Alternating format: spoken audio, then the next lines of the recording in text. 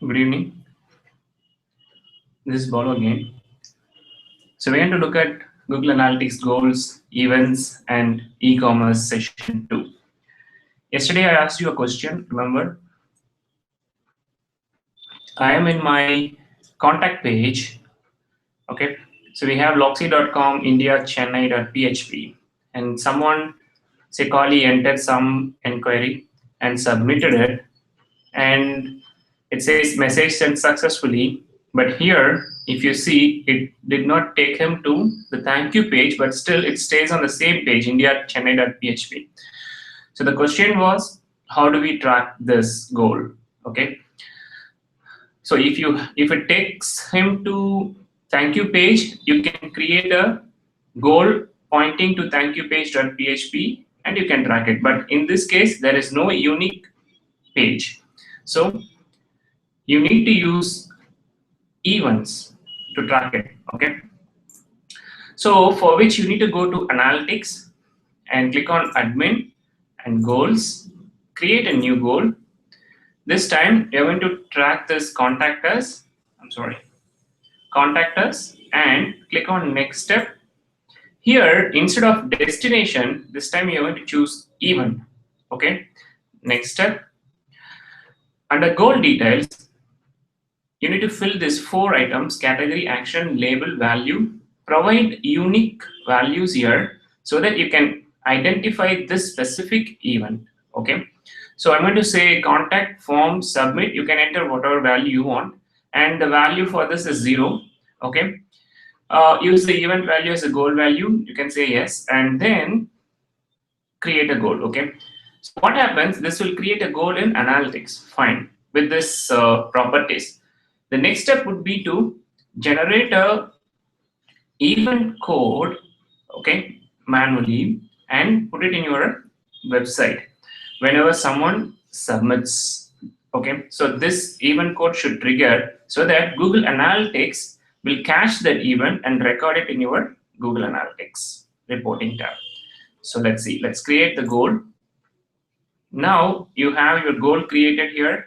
The next step will be to create the code. Okay, how do we do it? For which, type GA event code generate in your Google search.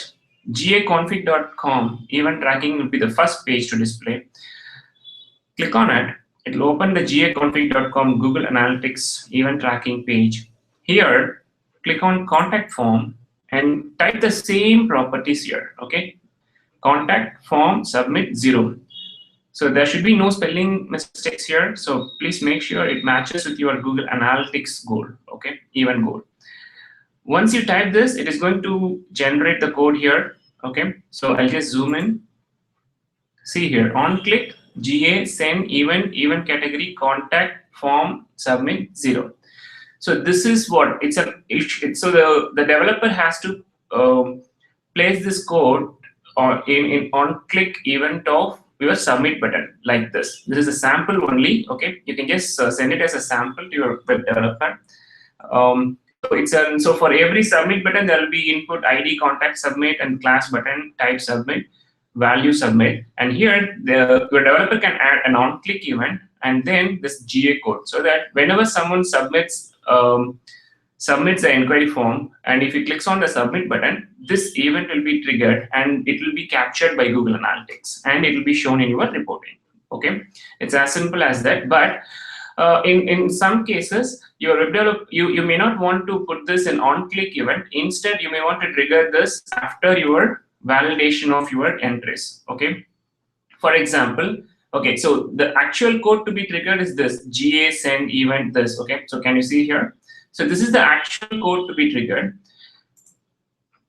For example, here I entered all the fields here and clicked on submit. Okay, assume someone has not filled these fields and clicked on submit. It means it's not a goal. Okay, it should not track. So make sure you trigger this event not on click, but after the validation of all this phase. Okay, for example, I just opened my page source, so I would ask my web developer to put the specific GA event code here.